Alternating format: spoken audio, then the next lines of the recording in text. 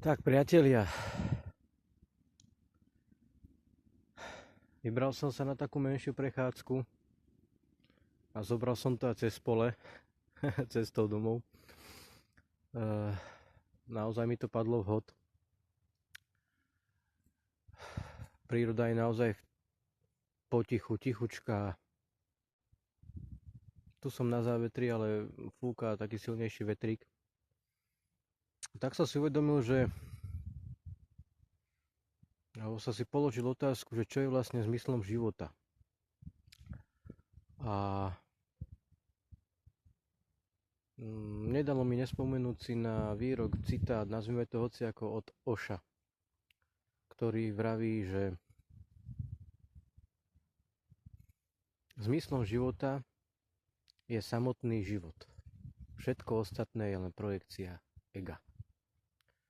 Takže skúsme sa aspoň troška nad tým pozastaviť a zamyslieť, či ten Osho tej pravdy aspoň troška nemal.